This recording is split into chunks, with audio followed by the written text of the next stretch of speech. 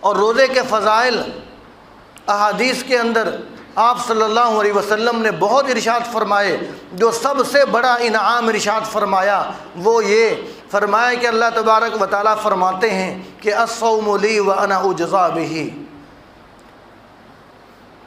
فرمایا کہ اللہ تعالیٰ فرماتے ہیں کہ اس نے روزہ میرے لیے رکھا، میں خود اس کا بدلہ ہوں۔ فرمایا میں خود اس کا بدلہ ہوں، اس نے روزہ میرے لیے رکھا ہے۔ اس لیے کہ روزہ جو ہے یہ ایسی عبادت ہے کہ اس میں ریاکاری کا شبہ ہی نہیں ہے، کہ اس میں دکھلاوے کا شبہ ہی نہیں۔ یہ روزہ خالص اللہ ہی کے لیے ہوتا ہے۔ کوئی کہے کہ اس کا روزہ دکھلانے کے لیے ہے، ریاکاری کے لیے ہے، یہ بات غلط ہے۔ اس لیے کہ اگر روزہ دکھلاوے کے لیے ہوتا تو یہ تنہائی میں پانی پی لیتا۔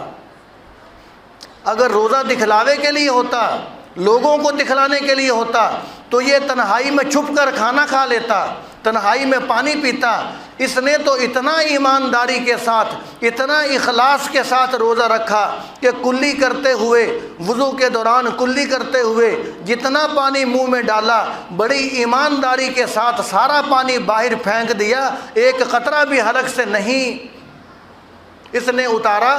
تو اس سے معلوم ہوا کہ روزہ صرف اللہ کے لیے ہے، اس میں دکھلاوے کا شبہ نہیں ہے۔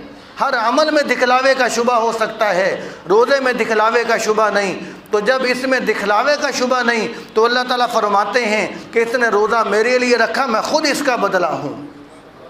فرمایا کہ اس کے لیے حوریں بھی چھوٹا بدلہ ہیں، غلمان چھوٹا بدلہ ہے، جنت چھوٹا بدلہ ہے، جنت کے محلات باغات چھوٹا بدلہ ہے۔ فرمایا کہ میں رب العالمین خود اس کا بدلہ ہوں۔ جس کا میں ہو گیا اس کا سب کچھ ہو گیا، اس کو سب کچھ مل گیا۔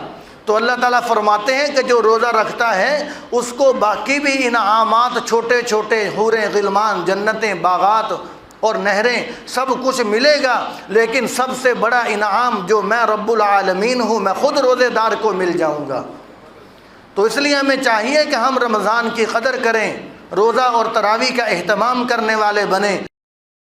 يا أيها الذين آمنوا اتقوا الله وكونوا مع الصادقين